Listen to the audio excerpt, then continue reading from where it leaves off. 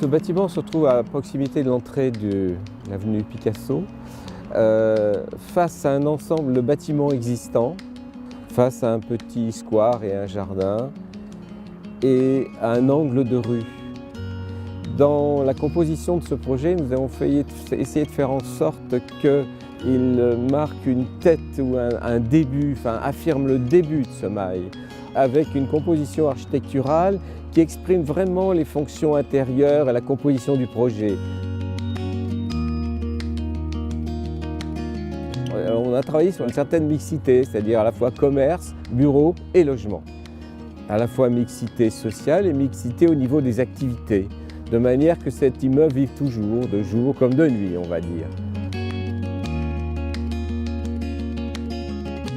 C'est un des premiers bâtiments sur le Mail et dans la palette de nos couleurs ou de nos matériaux, essayer de faire référence un peu à la palette des villes de bord de Loire, c'est-à-dire ces murs en pierre, calcaire, beige et ces toits gris. Donc le bâtiment d'à côté est gris, pas aussi foncé qu'on le souhaitait. On aurait aimé qu'il arrive dans des tons d'ardoise et la façade est un peu dans les tons pierre. L'idéal aurait été de la barder de pierre calcaire, mais nous n'avions pas le budget pour ça.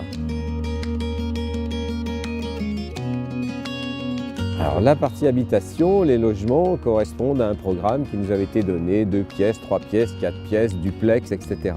Donc à chaque fois là on a des espaces bien dessinés. Et il n'y a que la partie habitation dans le rouge avec des terrasses, parfois des duplex ou des loggias en retrait avec de très belles vues sur la ville. Il y a certains logements qui ont des très grandes terrasses, d'autres plus petites, mais elles sont toujours malgré tout assez grandes. Ce sont des bureaux banalisés, c'est-à-dire que le promoteur qui a réalisé cette opération souhaitait des plateaux de bureaux pour les louer en les divisant en 250 mètres carrés, 100 mètres carrés, ne savait pas. Donc les espaces intérieurs sont banalisés et la façade extérieure de la même façon.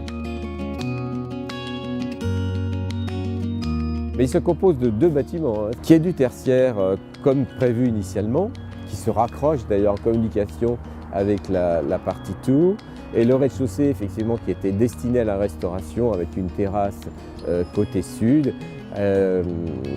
finalement s'est transformé en crédit municipal. Il n'y a pas eu d'acquéreur pour le restaurant. Le restaurant était transparent, d'ailleurs si on va sur l'arrière, on voit que les bureaux du crédit municipal viennent se caler derrière des grandes vitrines, ce qui n'est pas très agréable pour des parties bureaux. Et maintenant, plus ou moins, puisque tout s'est transformé, les gens se sont installés à l'intérieur, ont mis des sanitaires sur les façades arrière. Enfin bon, un bâtiment destiné à évoluer. Un jour, on les retrouvera peut-être, puisque les vitrines sont conçues de manière à ce que les transparences puissent se retrouver.